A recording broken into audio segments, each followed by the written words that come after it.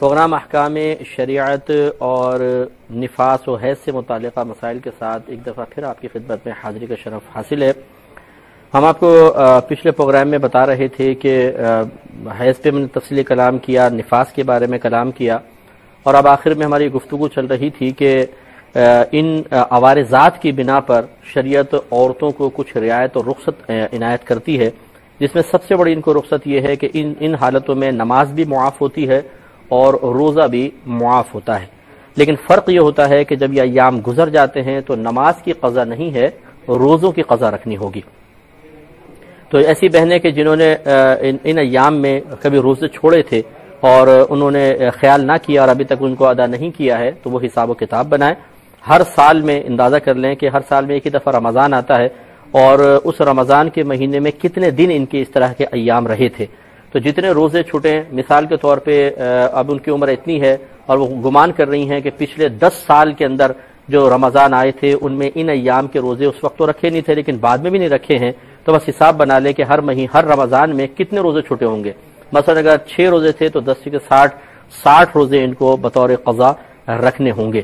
نمازیں اللہ تبارک و تعالی نے بالکل معاف رکھی، جس میں فقہا نے کی علت یہ بیان کی ہے، یہ حکمت یہ بیان کی ہے کہ روزے چونکہ سال میں ایک دفعہ آتے ہیں تو عورت اس کو آرام سے رکھ سکتی ہے، اتنی زیادہ مشقت پیدا نہیں ہوگی۔ لیکن ایک دن کی نمازوں کا حساب کیا جائے تو فجر، ظہر، عصر، مغرب، عشاء اور پھر 3 وطر کو مستقل ایک نماز مان کے 6 نمازیں کہیں جاتی ہیں کہ 6 نمازیں ایک دن کی ہیں۔ اب اگر مثلا 6 دن ایام رہے ہیں تو 6 کے 36 نمازیں ہو گئیں، تو عورت کے لیے ذرا تھوڑی مشقت والا معاملہ تھا، تو شریعت نے نرمی کرتے ہوئے اور ایک کرم فرماتے ہوئے عورتوں کے لیے بالکلیہ نماز کو معاف رکھا ہے۔ تو بہنوں کو شریعت کا شکر گزار ہونا چاہیے کہ بعض بہنیں ان ایام میں آتی ہیں تو ناک بھوں چڑھاتی ہیں کہ یہ پتہ نہیں کیا اللہ نے ہمارے ساتھ مصیبت لگا دی ہے، اس میں یہ ہوتا ہے اور وہ ہوتا ہے اور وہ ہوتا ہے، اور وہ معاذ اللہ ثم معاذ اللہ تبارک و تعالیٰ کی اس تقسیم سے بسا اوقات ناراضگی کا اظہار کرتی ہیں اور یوں کہتی ہوئی نظر آتی ہیں مرد اچھے ہیں بھائی، ان کے ساتھ کوئی معاملہ نہیں ہے، ہمیں اس مصیبت میں اللہ نے ڈال دیا ہے۔ تو معاذ اللہ ثم معاذ اللہ تبارک و تعالیٰ کی کسی تقسیم کے اوپر اعتراض کرتے ہوئے اسے مصیبت سے تعبیر کرنا یہ ویسی بہت بری بات ہے۔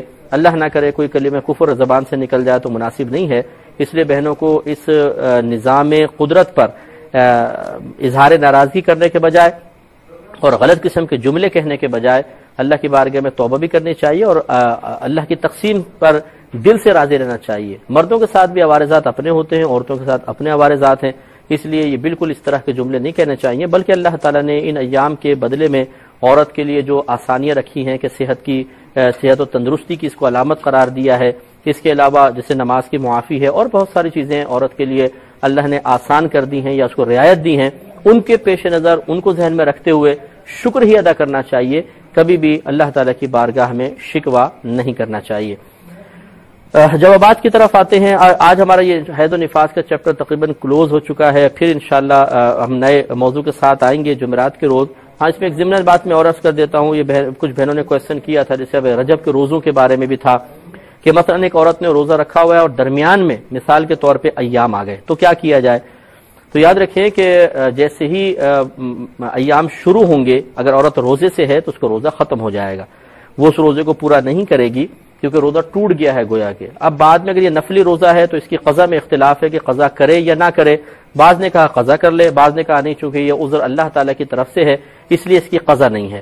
تو جیسا بہن اختیار کرنا چاہیں ان کو اختیار ہے، اولا افضل یہ ہے کہ بعد میں اگر چاہیں تو اس کی قضا کر لے، لیکن بہرحال اس روزے کو جاری نہیں رکھ سکتی ہیں۔ لیکن یہ ضرور ہے کہ چونکہ یہ ایک معاملہ مخفی ہے، دوسرے لوگوں کی نگاہوں سے پوشیدہ ہے، اور اس طرح کے مخفی معاملات کو گھر والوں کے سامنے ظاہر کرنا یہ مناسب نہیں ہوتا ہے۔ اس لیے عورت کو چاہیے کہ اگر بالفرض ان ایام کی بنا پر روزہ ٹوٹ بھی گیا ہے تو اس کا اظہار گھر والوں کے سامنے نہ کریں، یعنی سب کے سامنے اعلانیہ کھانا پینا شروع نہ کر دیں ورنہ سب سمجھ جائیں گے وجہ کیا ہے، بلکہ چپکے سے اگر کھانا پینا چاہیں تو وہ کھا پی سکتی ہیں۔ ایسا نہیں ہے کہ ان کو بقیہ دن جو ہے وہ بھوکے پیاسے ہی گزارنا ہوگا، ان کا روزہ ٹوٹ چکا ہے، یہ کھا پی کر گزارا کر سکتی ہیں۔ آج کے کچھ کویسچنز باقی تھے، ان سے لیتے ہیں، پھر انشاءاللہ نئے کویسچن بھی آتے رہیں گے۔ ایک بھائی نے کویسچن کیا تھا کہ ایک شخص ایسا ہے کہ جس نے داڑھی نہیں رکھی ہوئی اور وہ حج پر جانا چاہتا ہے، تو کیا حج کی درست ادائیگی کے لیے داڑھی رکھنا شرط ہے، اور اگر وہ بغیر داڑھی کے حج کرے گا تو کیا گناہگار ہوگا؟ دیکھیں، داڑھی رکھنے اور حج کی ادائیگی ان دونوں کے اندر باہم کوئی تعلق نہیں ہے۔ فقہائے اسلام اس پر متفق ہیں کہ داڑھی ایک مٹھی رکھنا، یہ تھوڑی کے نیچے سے ایک مٹھ داڑھی واجب ہوتی ہے، یہ ایک الگ مستقل واجب ہے، اس کا دیگر عبادات کی ادائیگی سے کوئی تعلق نہیں ہے۔ حج کی ادائیگی کا کوئی بغیر داڑھی والا بھی حج صحیح طریقے سے ادا کر رہا ہے، تمام مناسک صحیح طریقے سے ادا کرتا ہے، تو یہ نہیں ہے کہ اس کو ہر منسک ادا کرتے ہوئے صرف اس وجہ سے گناہ گار قرار دیا جائے گا کہ اس کی داڑھی نہیں ہے۔ ایسا نہیں ہے، داڑھی نہ رکھنا ایک الگ معاملہ ہے، لیکن حج اس کا بالکل درست ہوگا، مکمل ہوگا، اور ایک اس واجب کے عدم ادائیگی کی بنا پر اس کے حج کے جتنے بھی مناسک ہیں ان میں گناہ کو شامل نہیں ہوگا، اس لیے یہ خوف پیدا نہ کریں۔ بہت بہتر ہے کہ آدمی داڑھی شریف رکھے، نبی کریم صلی اللہ علیہ وسلم کی سنت مبارکہ ہے، اور آپ سے محبت کا تقاضا بھی ہے کہ جو جس سے محبت رکھتا ہے اسی کی طرح حلیہ بنانا پسند کرتا ہے۔ تمام انبیاء علیہم السلام کی داڑھی رہی ہے، تمام صحابہ کرام، تمام تابعین نے داڑھی رکھی ہے، جتنے بھی اولیاء اعظام گزرے ہیں سب کے سب داڑھی والے تھے۔ تو وہ بھائی بہن بھی ذرا درس حاصل کریں کہ جو داڑھی سے نفرت رکھتے ہیں اور بولتے ہیں جی ہمیں تو داڑھی اچھی نہیں لگتی ہے، تو کیا آپ کو اپنے نبی کا طریقہ اچھا نہیں لگتا، صحابہ کا طریقہ، تابعین کا طریقہ اچھا نہیں لگتا ہے؟ حالانکہ میدان معاشر میں اللہ تعالیٰ کی عطا سے انہی محبوبان خدا کی حکومت ہوگی۔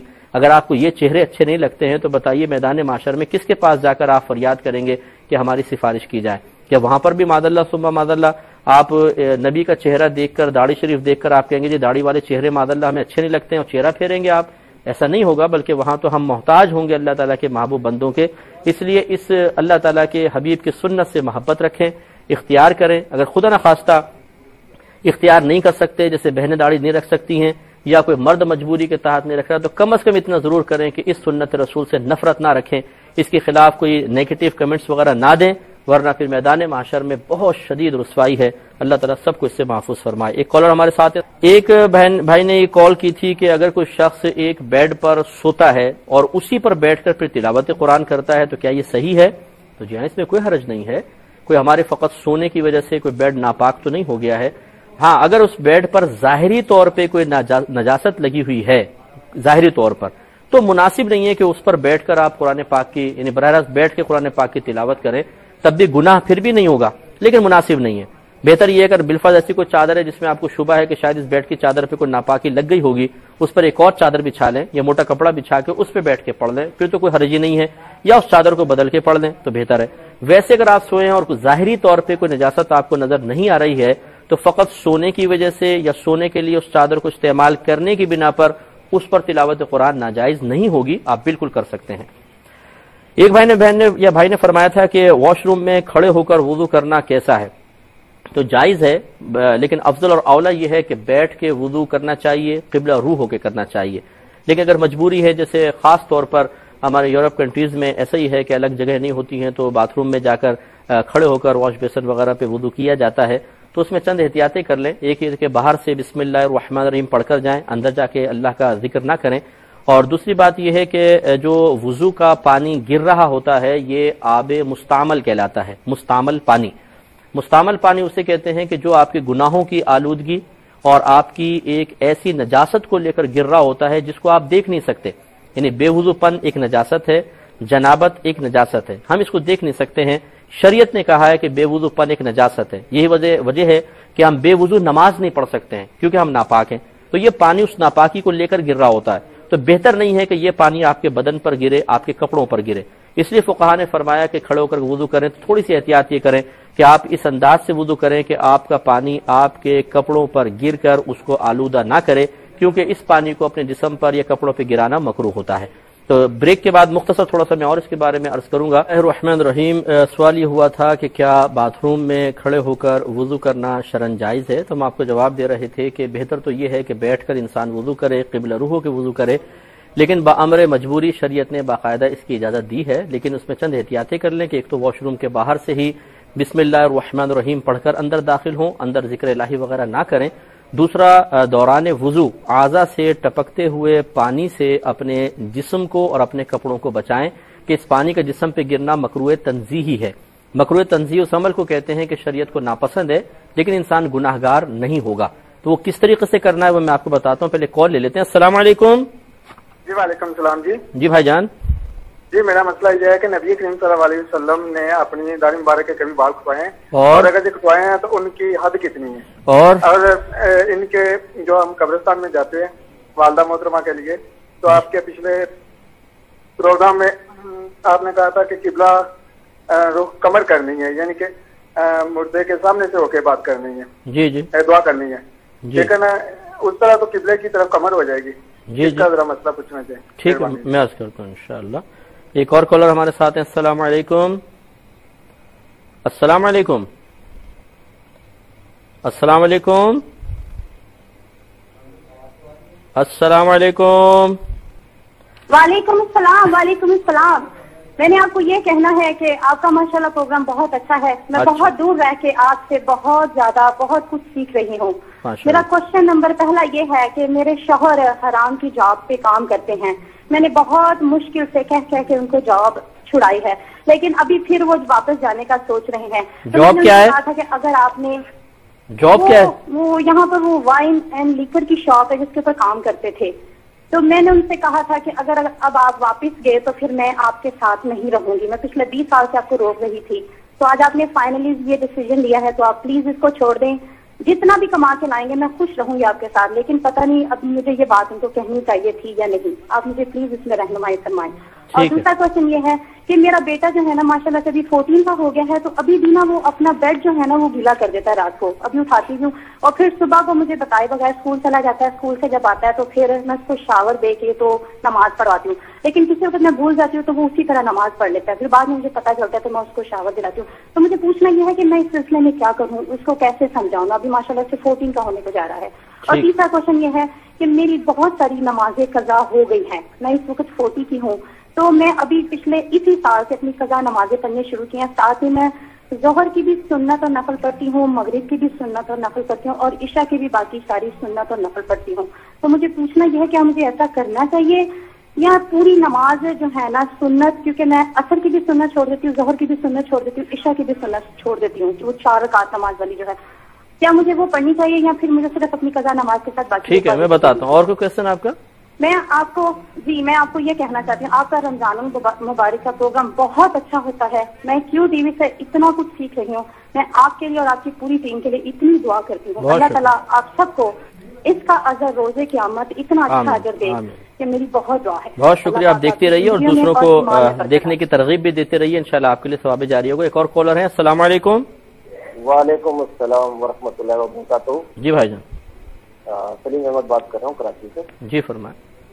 मेरी बच्ची ने आज 4 दिन हो गए कुरान पाक खत्म किया। 9 साल की बच्ची है माशाअल्लाह। तो उसी में आमीन करना चाह रहा हूँ, तो उसका वो शरई मालूम करना चाह रहा हूँ कि किस तरीके से करूँ। कि आमीन का तरीका क्या है? जी ठीक है। और दूसरा सवाल यह है कि हमारी एक भाभी है, वो अक्सर मिलादों में जाती है, तो वो देखती हैं जब नमाज का टाइम होता है अक्सर औरतें जो है ना वो आदमियों की तरह मर्दों की तरह नमाज पढ़ रही है। ठीक है। तो वो उन्होंने मना किया उनको कि ये तरीका सही नहीं है, औरत की सनत से नमाज पढ़नी चाहिए। तो वो कहते हैं नहीं ये भी सही है, तो इसका भी शरई मसला। ठीक है, मैं बताता हूँ इंशाअल्लाह। और बस एक और कॉलर है, गालिबन अमेरिका से हैं। अस्सलाम वालेकुम। अस्सलाम वालेकुम। अस्सलाम वालेकुम मुफ्ती साहब। वालेकुम अस्सलाम। मुफ्ती साहब मैं फातिमा अहमद अमेरिका से बात कर रही हूँ। जी फरमाइए। तो मुझे आपसे ये क्वेश्चन, एक तो ये कि आपका प्रोग्राम बहुत मुझे अच्छा लगता है और मैं आपकी स्टूडेंट हूँ। अच्छा। मैं आपको अपना रूहानी उस्ताद समझती हूँ। बहुत शुक्रिया, मेहरबानी। और मुझे समझ नहीं आ रही कि मैं बात क्या करूँ, इतनी मैं नर्वस हो रही हूँ। अमेरिका में रहते हुए आप नर्वस हो रही हैं? अमेरिका में रहने का मतलब ये तो नहीं ना मुफ्ती साहब कि मतलब खुद एतमादी ज्यादा होती है वैसे यूरोप कंट्रीज में रहने वालों में, मैंने जो महसूस किया है। बहरहाल होता है कि नर्वस हो जाता है। जी फरमाइए। एतमाद से कहें, कोई मसला नहीं है। आपका अपना क्यू टीवी है, आपकी अपनी पूरी टीम है यहाँ पे, सब हम लोग फैमिली मेंबर की तरह हैं। अल्हम्दुलिल्लाह। जी मुफ्ती साहब बस मुझे यही आपसे सवाल करना था एक कि मेरे हस्बैंड, मेरी शादी को 4 साल हुए हैं और मेरे हस्बैंड माशाल्लाह से बहुत बहुत बहुत अच्छे हैं। अल्लाह ताला ने उन्हें बड़ी हिदायत दी हुई है, 5 वक्त के नमाजी हैं। लेकिन मेरा कभी भी किसी बात से उन पे झगड़ा होता है तो मैं बहुत ही ज्यादा कहते हैं कि हाइपर हो जाती हूँ। झगड़ती इतना नहीं हूँ ताकि घर का माहौल ना खराब हो, लेकिन मैं फौरन से लेकिन बात भी नहीं आती है। नहीं वो ऐसी बात नहीं कि मैं बहुत झगड़ती नहीं हूँ, लेकिन सिर्फ ये बात है कि मैं उनका जो अपना बीच का झगड़ा होता है मैं वो थर्ड पर्सन के साथ वो डिस्कस करना शुरू कर देती हूँ। वो शायद मेरी कोई फ्रेंड हो या मेरी कोई मिलने वाली हो, स्पेशली जो मेरी यहाँ पे फ्रेंड्स हैं, जो कि मैं बाद में पछताती हूँ कि मुझे नहीं करना चाहिए था, और मैं अपने हस्बैंड से इस चीज की माफी भी मांगती हूँ कि मुझे नहीं ऐसा बोलना चाहिए था, लेकिन मैं बोल देती हूँ और अक्सर लोग इस चीज का फायदा भी उठा जाते हैं। मैं अपनी इस आदत से बहुत ज्यादा तंग हूँ, तो प्लीज इसमें रहनुमाई कीजिए कि मैं ऐसा क्या करूँ कि मेरी ये आदत भी खत्म हो और मैं अपने हस्बैंड के सामने शर्मिंदगी से भी बचूं। ठीक है बहन, मैं इंशाल्लाह भी अर्ज करता हूँ, आप सुनते रहिएगा। अब जो आवाज की तरफ आएंगे, काफी सवाल जमा हो गए हैं, तो हम आपको वुजू के बारे में अर्ज कर रहे थे कि जब आप खड़े होकर वुजू करें तो मसलन जब आपने चेहरा धो लिया तो एक तौलिया वगैरह को करीब रखें, उससे थोड़ा सा इतना खुश्क कर लें कि पानी टपकता हुआ पानी जो है वो बंद हो जाए। पूरा खुश्क नहीं करना है, लेकिन इतना कि वो मजीद ना टपके, क्योंकि थोड़ी बहुत तरी को चेहरे पे हाथों पे रहने देना चाहिए कि बरोज़ क़यामत ये तरी मीज़ान में बाकायदा तोली जाएगी। तो इसी तरीके से फिर आपने जब दोनों हाथ धो लिए, फिर तौली से थोड़ा सा इतना खुश्क कर लें कि हाथ से पानी कतराट टपकना मौकूफ हो जाए। अगर आप नहीं करेंगे, मिसाल के तौर पे चेहरा धोया, फिर आपने हाथ धोया, अब आप जब यूं सीधे खड़ोगे पाँव धोने लगेंगे तो सारा पानी टपक के आपके कपड़ों को आलूदा करेगा, जो मकरूह तंज़ीही है। और अभी मैंने आपको बताया कि मकरूह तंज़ीही फेल अगरचे गुनाह तो नहीं होता, लेकिन शरीयत ने उसको पसंद भी नहीं किया है, तो इसलिए इसमें थोड़ी एहतियात करें। एक भाई ने फरमाया कि क्या तंबाकू वाला पान खाकर दुरूद पाक पढ़ना जायज है? देखें, यह असल मौकूफ है तंबाकू की खुशबू पर। अगर तो एक खुशबूदार तंबाकू है, जैसे गालिबन ये ज़हूर ज़ाफ़रानी का होता है, तो अगर खुशबूदार तंबाकू है तो मुंह खुशबूदार हो तो फिर दुरूद पाक पढ़ने में कोई हर्ज नहीं है। लेकिन अगर वो तंबाकू इस तरह का है कि मुंह में गंदी बदबू पैदा हो जाती है, स्मेल पैदा हो जाती है, तो बदबूदार मुंह के साथ फिर नबी करीम सल्लल्लाहु अलैहि वसल्लम पर दुरूद पाक पढ़ना यह मकरूह तंज़ीही है। यानी गुनाह तो अब भी नहीं है, लेकिन बहरहाल एक बेअदबी है। तो इसलिए आम जो तंबाकू दूसरे किस्म के जो बगैर खुशबू वाले हों, जैसे पीली पत्ती का तंबाकू होता है तो इसमें एक स्मेल सी अजीब सी हो जाती है, तो उसमें ना पड़े। हाँ, ज़हूर ज़ाफ़रानी का तंबाकू अगर है, मतलब ऐसा कोई खुशबूदार तंबाकू कोई भी हो, तो उसमें फिर चल जाएगा कि उसमें हर्ज नहीं है। भाई फरमा दें कि ये जो मुर्दा फौत हो जाता है तो इसके लिए कुल वगैरह किए जाते हैं, क्या ये सही है? देखिए, ये कुल, तीजा, 40वां, 10वां, 20वां और ये बरसी, ये सब के सब जो हैं ईसाले सवाब की मुख्तलिफ सूरतें हैं, उनके नाम रख दिए गए हैं। 30वें दिन जो ईसाले सवाब करते हैं उसको तीजा कह दिया, 10वें दिन को 10वां, 40वें दिन को 40वां, जो साल में करते हैं उसको बरसी का नाम दे दिया गया। अगर तो इन्हें सिर्फ ईसाले सवाब की हद तक इंसान समझता है कि ईसाले सवाब करना मुस्तहब है, अफजल है, सहाबा किराम ने भी किया है, इनको लाजिम और जरूरी ना समझे, एक बात तो ये। दूसरा, इन दिनों को लाजिम और जरूरी ना समझे कि इन्हीं दिनों में करना है, और खामखा तकल्लुफ बेजा में मुब्तला ना हो, तो इसके जवाज में कोई कलाम नहीं है कि यह जायज है। लेकिन अगर इस तरह है कि इनको करना लाजिम और जरूरी समझता है और ना करे तो लोग ताने देना शुरू कर देते हैं, तो इज्जत बचाने के लिए कर्जा लेकर और फिर महंगे दामों और खूब खाने भी खिलाने हैं, टेंट भी लगने हैं, लाइटिंग भी करनी है, रिकॉर्डिंग भी करनी है, बाज़ औक़ात तो यहां तक देखा गया कर्जे ले लेकर, इसकी शरीयत में कोई गुंजाइश नहीं है, ये गुनाह का काम हो जाएगा। इसी तरीके से अगर कोई समझे कि ये कराना लाजिम और जरूरी है, नहीं करवाऊंगा तो शायद मैं गुनाहगार होऊंगा, और इन्हीं दिनों में करवाना जरूरी है, तीसरे दिन होना चाहिए, 10वें दिन, इसको लाजिम और जरूरी समझे, ये तमाम गलत चीजें हैं। चुनांचे खुलासे कलाम ये है कि ये उमूर अगर कोई सिर्फ इस नियत से करता है कि मुर्दे को चलो ईसाले सवाब कर लेंगे और इनको लाजिम और जरूरी नहीं समझता, फकत एक मुस्तहब की हद तक देखता है, तो सही है। लेकिन अगर इसको लाजिम और जरूरी समझे, इन दिनों के अंदर करना ही जरूरी समझे और जहन बना ले कि इनके अलावा शायद नहीं हो सकता, तो ये सब गलत है, इससे परहेज करना चाहिए। यूं ही जितनी इस्तिताअत है उतना करें। ये नहीं है कि आप खाना खिलाने के लिए कर्जे ले लेके करें और 10 देगे पकानी है, 20 देगे पकानी है, और ये अजीम जहालत अजीमा है हमारे यहाँ कि ताना जनी जो रिश्तेदारों के, मुर्दा अपनी जान से गया, घर वाले गम में हैं, इनका पेट भरना चाहिए। हमें भाई हमें खाना नहीं खिलाया, भाई हम तो गए थे, ओ हो जी, उस फुला के तीजे 40वें के अंदर तो मुर्गी भी नहीं थी और फुला चीज नहीं थी। अरे भाई, को खुदा का खौफ करो, कोई दावत हो रही है कि यहाँ पर आके तुम दावत के अंदर, चलो दावत में भी नहीं कहना चाहिए ऐसे जुमले। यहाँ तो एक शख्स फौत हो गया है और आपको अपने पेट भरने के चक्कर में आप दूसरे इंसान को, बेचारे को, एक आजमाइश में और अजियत में मुब्तला कर रहे हैं कि वो कर्जे ले लेके तीजे कर रहा है, कर्जे ले लेके 40वें कर रहा है। इस तरह के इसाले सवाब को शरीयत बिल्कुल पसंद नहीं करती है, जिसमें इंसान तकल्लुफ बेजा और रियाकारी में मुब्तला होकर सवाब का मुतमन्नी हो जाए। इसमें तो उल्टा गुनाह होगा, और जो इसका जरिया और सबब बनेंगे कि ताने जनी करते हैं, जिसके खौफ की वजह से शख्स ने किया, वो सब के सब काबिल गिरफ्त होंगे। इस किस्म की ये बिदत है बिल्कुल। इस तरीके से, अगर इस तरीके से किया जाए कि ताना जनी करना, कर्जे ले लेके करना, लाजिम और जरूरी समझना, ये चीजें बिदत है। वैसे तीजा, 40वां ईसाले सवाब की गरज से करना, नियत से करना और लाजिम जरूरी ना समझते हुए करना, यह बिल्कुल शरन जायज है। जो इसको गलत कहे वो भी गलत कर रहा है, اور جو بیجا قیودات اپنے پاس سے خرافات میں مبتلا ہے یہ بھی غلط کر رہا ہے. افراط و تفریط سے بچتے ہوئے درمیان کا راستہ اختیار کرنا چاہیے. ایک مختصر سا بریک لوں گا انشاءاللہ لیں گے, اور اس کے بعد پھر جو ابھی موجودہ ہمارے کویسچنز ہیں ان کے جوابات دیے جائیں گے. ہمیں امید ہے آپ ہمارا انتظار فرمائیں گے. بسم اللہ الرحمن الرحیم. ایک بہن نے فرمایا ایک شخص دوسرے کو غصے میں ڈانٹ رہا تھا تو دوسرے نے کہا, مذاق میں کہہ دیا کہ یار تم میرے ساتھ یہ ظلم نہ کرو, تو اس نے کہا کہ معاذ اللہ ظلم تو اللہ نے مجھ پر کیا ہے.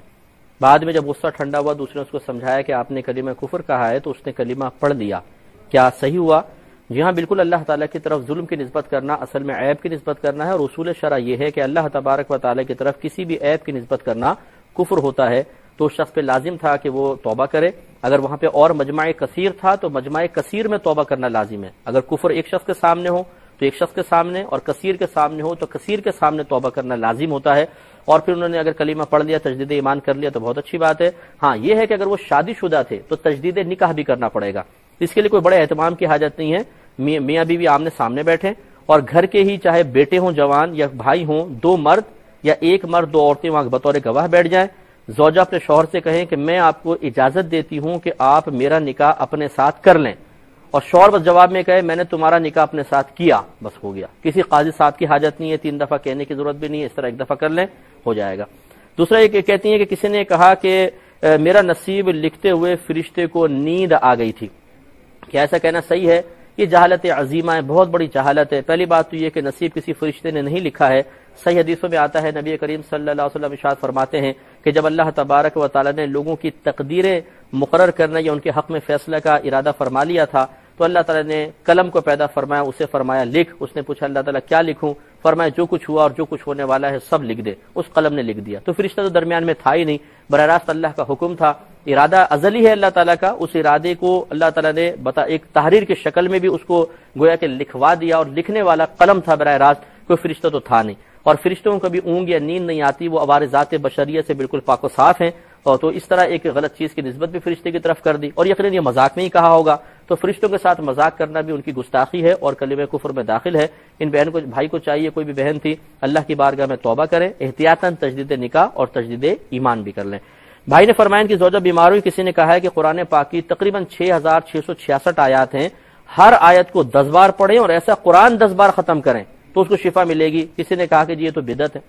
دیکھیں جس بھی عامل صاحب نے ایسا بتایا اسے خدا کا خوف کرنا چاہیے کہ لوگوں کو اتنی سخت مشقت میں مبتلا نہ کریں. آپ کے اوپر کوئی قرآن نازل ہوا ہے یا آپ نے کسی حدیث میں پڑھ لیا کہ عورت اس طرح کرے گی تو اس کی بیماری دور ہوگی. خواہ لوگوں کو اتنے لمبے لمبے وظیفے بتانا کہ جس میں ان کے کئی گھنٹے نکل جائیں, اور شفا کا معاملہ تو اللہ کے دست قدرت میں ہے. اگر آپ 1000 بار 5000 10,000 بار کسی سے کوئی چیز پڑھوا بھی دیتے ہیں تو کیا آپ کے ہاتھ میں آ گیا ہے شفا کا نظام کہ 10,000 بار پڑھ دو شفا ضرور مل جائے گی؟ اس طرح نہ کریں, لوگوں کو آسانی دیں. نبی کریم صلی اللہ علیہ وسلم کی تعلیم کا خلاصہ یہی ہے, لوگوں میں تنفر پیدا نہ کرو, ان میں نفرت پیدا نہ کرو, محبت پیدا کرو, ان کو دین کے قریب لے کر آؤ, انہیں مشقت میں مبتلا نہ کرو, ان کو آسانیاں دو. اور یہ ہر ایک کے لیے, عاملین کے لیے بھی ہے. چھوٹے چھوٹے وظیفے بتائیں, آسان بات بتائیں. اصل ذات اللہ تعالیٰ کی, شفا دینے والی ذات اللہ تعالیٰ کی ہے, یہ وظائف نہیں ہے. تو آسان سی چیز بتائیں, اگر اللہ نے شفا دینی ہوگی انشاءاللہ یہ ذریعے بن جائیں گے. لیکن اس طرح مشقت والی چیزیں بتانا یہ بالکل صحیح نہیں ہے. ان بہن کو چاہیے اس کو چھوڑ دیں. ہاں جس نے یہ کہا کہ یہ بدعت ہے, اگر تو یہ کہنا چاہتا ہے کہ یہ طریقہ سرکار سے منقول نہیں تو یہ بدعت ہے, یعنی نئی چیز ہے, اس کو حرام نہیں کہنے کا ارادہ ہے تو پھر تو چل جائے گا, کیونکہ یہ بدعت مباحہ ہے. کریں تو ٹھیک ہے, نہیں کریں تو کوئی گناہ نہیں ہے. لیکن اگر وہ کہتا ہے کہ یہ حرام ہے اس لیے کہ نبی کریم صلی اللہ علیہ وسلم نے نہیں کیا تو یہ غلط ہے. سرکار صلی اللہ علیہ وسلم سے ہزارہ اعمال و افعال منقول نہیں ہیں, تو اس کا مطلب یہ نہیں ہے کہ جو آپ سے منقول نہیں ہے وہ حرام اور بدعت ہو جائے گا, یعنی اس معنی میں کہ وہ حرام بن جائے. ایسا نہیں ہے. سرکار نے بریانی بھی نہیں کھائی, آپ نے چاکلیٹ نہیں کھائی, آپ نے آئس کریم نہیں کھائی, آپ نے جو آج کل ہم کپڑے پہن رہے اس طرح کے بنے ہوئے کپڑے نہیں پہنے ہیں, تو کیا سب کا سب بدعت ہے؟ کھانے والا بریانی کھا رہا ہے لیکن وہ کہتا ہے کہ جی یہ بدعت ہے, یہ مناسب نہیں ہے. اس لیے یہ بدعت مباحہ ضرور ہے لیکن بدعت حرام نہیں ہے. لیکن اتنی مشقت میں مبتلا ہونے کی ضرورت نہیں ہے. اللہ کا نام لے کے 7 بار الحمد شریف, جو حدیث میں جیسے آیا, اور حضرت جابر رضی اللہ تعالیٰ عنہ راوی بھی ہیں, 7 بار الحمد شریف پڑھیں, پانی پہ دم کر کے پلائیں, اللہ تبارک و تعالیٰ بہت کرم فرمائے گا. یہ کہتے ہیں کہ بہن نے فرمایا کہ بعض اوقات ڈاؤٹ فل ہو جاتے ہیں ہم کہ یہ دوسری رکعت ہے یا تیسری ہے, تو کیا کریں پھر؟ کیا آخر میں ایک اور رکعت پڑھ کے سجدہ صاحب کریں؟ کیا طریقہ کار ہوگا؟ دیکھیں مسئلہ یہ ہے, اگر یہ زندگی کا پہلی دفعہ واقعہ ہوا ہے, پہلی دفعہ, تو آپ نماز توڑ دیں, دوبارہ نئے سرے سے شروع کریں. لیکن اگر اکثر ایسا ہوتا ہے کہ پتہ نہیں دوسری ہے تیسری ہے, تو آپ غور کریں, اگر آپ کا دل جس ایک تعداد پہ جم رہا ہے، دل کہتا ہے نہیں دوسری ہے، مجھے کنفرم ہے، یعنی اس طرف زیادہ دل مائل ہو رہا ہے، غالب گمان یہی ہے، یا تیسری ہے، تو غالب گمان پہ عمل کریں، کم والی ہے تو کم والی، زیادہ اس پہ بھی سجدہ صاحب نہیں ہے۔ لیکن تیسری صورت کے دل ڈاواں ڈول ہے، کسی ایک طرف پختہ نہیں ہو رہا ہے، تو پھر کم والی کو اختیار کریں، مثلا 3 اور 4 میں شک ہے تو تیسری، 2 اور 3 میں شک ہے تو دوسری، پوری نماز مکمل کریں، اس میں آخر میں سجدہ صاحب کرنا ہوگا، الگ کوئی رکعت نہیں پڑھنی ہے، مثلا 2 اور 3 میں ڈاؤٹ ہوا، اس کو 2 سمجھے، تیسری پڑھیں، چوتھی پڑھیں، اور اس کے بعد آخر میں سجدہ صاحب کر لیں، آپ کی نماز مکمل ہو جائے گی، یہی تیسری چوتھی میں ڈاؤٹ ہو تو۔ بہن نے فرمایا کہ یہ صحیح ہے کہ اگر کسی کی شادی ہوتی ہے، شوہر کا کاروبار تباہ ہو گیا، کوئی مسئلہ ہو گیا، تو کہتے ہیں جی روزی اللہ کی عورت کی قسمت کی ہے، اس کی وجہ سے حالات خراب ہوئے ہیں، کیا یہ صحیح ہے؟ بالکل غلط ہے۔ ہر شخص اپنا اپنا نصیب خود لے کر آتا ہے، اللہ تبارک و تعالیٰ نے ہر ایک کی تقدیر کو اس کے ساتھ ہی وابستہ رکھا ہے، کسی دوسرے کا نصیب کسی اور کے اوپر اثر انداز اس انداز سے نہیں ہو سکتا کہ بیوی آئی تو پورے گھر کی تقدیریں سو گئیں اور اس کی تقدیر سب پر غالب آ کے گھر کے ماحول بگڑ گئے۔ اب یہ بعض اوقات لوگ کہہ دیتے ہیں جی یہ اور لڑکی منحوس آئی ہے گھر کے اندر، کاروبار تباہ ہو گیا، ہم یہ پوچھتے ہیں یہ تو منحوس ہے، تم تو بابرکت ہو کہ نہیں ہو بھائی، تو آپ سب کی مل کے برکت اس کے نحوست کو ختم کیوں نہیں کر پاتی؟ تو جہالت کی بات ہے کہ ایک لڑکی آئی ہے بیچاری وہ گھر کے اندر، تو آپ نے کہہ دیا منحوس ہے، اس سے پہلے آپ کے گھر میں لوگ نہیں مرے ہیں، اس سے پہلے آپ کے گھر کے اندر کوئی آفات نہیں آئی ہے، اس سے پہلے کسی کا ایکسیڈنٹ نہیں ہوا ہے، وہ کس کی نحوست سے ہوا تھا جب یہ لڑکی تھی نہیں، تو وہ بھی کسی کی طرف منسوب کر دیں، تو اس لیے غلط بات ہے۔ ہر شخص اپنا نصیب خود لے کر آیا ہے، عورت کے نصیب سے نحوست کا کوئی تصور ہمارے مذہب اسلام میں نہیں ہے۔ شوہر اپنی کوتاہی کو سمجھے، ساس سسر وغیرہ اپنی کوتاہی کو مانے، بہو کے اوپر الزام نہ لگائیں، یہ بالکل غلط چیز ہے۔ بھائی نے فرمایا کہ کیا نبی کریم صلی اللہ علیہ وسلم نے اپنی داڑھی مبارکہ کٹوائی تھی؟ اگر کٹوائی تھی تو کس حد تک؟ لیکن نیچے کی مقدار تو سرکار سے کٹوانا منقول نہیں ہے، لیکن یہ ضرور حدیث میں موجود ہے کہ نبی کریم صلی اللہ علیہ وسلم اپنی داڑھی کے دائیں اور بائیں سے بال کٹوایا کرتے تھے۔ اب کس حد تک؟ اتنا کم نہیں کرتے تھے کہ وہ بہت ہی زیادہ گالوں کے ساتھ مل جائے، یعنی جو بے ترتیب بال ہوتے تھے ان کو ترتیب میں ضرور سرکار لاتے تھے، تو اسی طرح کیا جائے کہ ترتیب میں کروا لیے جائیں لیکن بہت زیادہ چھوٹے نہ کروائے جائیں۔ یہ بہن فرماتی ہیں کہ ان کے شوہر پہلے ایک وائن شاپ میں شراب کی دکان میں کام کرتے تھے، پھر ان کے کہنے پہ انہوں نے چھوڑ دیا، اب دوبارہ وہ کرنا چاہتے ہیں، انہوں نے دھمکی دے دی ہے کہ اگر آپ نے دوبارہ وہاں کاروبار کیا تو میں آپ کے ساتھ نہیں رہوں گی، کم کمائیں ہم کم پہ راضی ہیں۔ کیا یہ صحیح ہے؟ بالکل صحیح ہے۔ اگر آپ یہ سمجھتی ہیں کہ آپ کی اتنی اہمیت ہے کہ آپ کے شوہر آپ کی دلجوئی کی خاطر، آپ کی خاطر اس گناہ سے باز آ سکتے ہیں اور وہ آپ کی بات مان لیں گے، تو اس قسم کا رویہ اختیار کرنے میں کوئی حرج نہیں ہے تاکہ ایک شوہر کو گناہ سے بچا سکیں۔ وائن شاپ پہ کام کرنا بالکل غلط ہے۔ نبی کریم صلی اللہ علیہ وسلم نے 10 لوگوں پہ لعنت فرمائی شراب کے سلسلے میں، جن میں ایک وہ شخص بھی بیان فرمایا کہ جو شراب کو اٹھا کر کسی تک دیتا ہے، اس پر بھی اللہ کی لعنت ہے۔ اپنے شوہر کو روکیں، پیار محبت سے سمجھائیں، نصیب اللہ نے لکھا ہے، روزی اللہ نے لکھی ہے، حلال طریقے سے حاصل کریں، حرام طریقے سے نہیں۔ یہ بہن کا ایک تھا مسئلہ، یہ میں پہلے لے لیتا ہوں، امریکہ سے کال تھی، کہتی ہیں شوہر سے جھگڑا ہوتا ہے، میں بہت زیادہ غصہ ہو جاتی ہوں، پھر تھرڈ پرسن کو ساری باتیں بھی بتاتی ہوں، پھر مجھے شرمندگی ہوتی ہے، شوہر سے معافی طلب کرتی ہوں، کیا معاملہ ہے؟ لیکن پہلی بات تو یہ کہ اگر شوہر غلطی پر بھی ہوں، آپ کا ان کے سامنے زبان چلانا یہ قطعاً غیر مناسب ہے۔ صبر کریں، ضبط پیدا کریں، اپنی زبان بند رکھا کریں۔ دیکھیں شوہر بھی آخر ایک انسان ہے، اللہ نہ کرے کہ غصے میں آ کے اس کی زبان سے کوئی الفاظ نکل گئے طلاق وغیرہ کے، وہ بھی پچھتاتے رہیں گے، آپ بھی پچھتاتے رہیں گے۔ اس لیے بہنوں کو چاہیے کہ تھوڑا سا، آپ بہت عظیم ہیں، آپ ہی بڑی ہیں، اور بڑا شخص بڑے پن کا مظاہرہ کرتا ہے۔ اگر شوہر کم ترین ہو کر، نچلے پن میں مبتلا ہو کر آپ کو ڈانٹ رہا ہے، ڈپٹ رہا ہے، غلطی کر رہا ہے، آپ عظمت کا اظہار کریں، اس لیے کہ آپ بہت عظیم ہیں، اس لیے کہ آپ ایک ماں بھی ہیں، ایک بہن ہیں، ایک بیٹی ہیں، اور ماں عظیم ہوتی ہے۔ آپ خاموش رہیں، سن لیں، سامنے سے چلی جائیں، انشاءاللہ انہیں خود اپنے غلطی کا احساس ہوگا، وہ توبہ کریں گے۔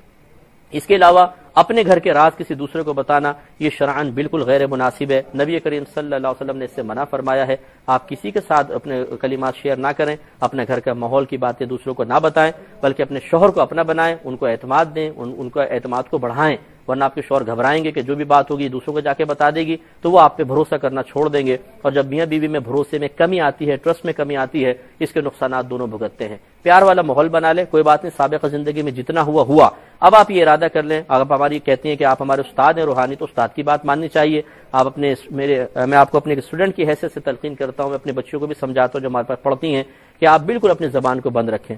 شوہر اگر غصے ہو بھی رہا ہے، آپ خاموشی سے سن لیں آنکھیں بند کر کے، اور یوں تصور کریں کہ آپ کے اللہ کی بارگاہ میں درجات بلند ہو رہے ہیں، اور زبان نہ چلنے پائے، وہاں سے اٹھ کے خاموشی سے چلی جائیں، اور باتھ روم میں غصہ آ رہا ہے تو باتھ روم میں جا کے وضو کر لیں، انشاءاللہ غصہ بھی ٹھنڈا ہوگا، اور آپ دیکھیے گا انشاءاللہ گھر کا ماحول کتنا خوبصورت بن جاتا ہے، اور اس سے بچوں پر کتنے اچھے مناسب اثرات مرتب ہوتے ہیں۔ بھائی نے فرمایا کہ اگر ہم قبرستان جاتے ہیں تو میں نے ان کو بتایا تھا کہ قبر کی طرف منہ کریں، کعبۃ اللہ کی طرف پیٹھ کریں، تو وہ سمجھ رہے شاید یہ کوئی بے ادبی ہے، بے ادبی نہیں ہے، بلکہ یہ سنت کے مطابق طریقہ ہے کہ نبی کریم صلی اللہ علیہ وسلم جب قبور کے پاس تشریف لے جاتے تھے تو صاحب قبر کی طرف اپنا رخ فرماتے تھے اور قبلہ رو آپ کی پیٹھ مبارکہ ہوتی تھی، اس میں کوئی حرج نہیں ہے، سنت طریقہ ہے۔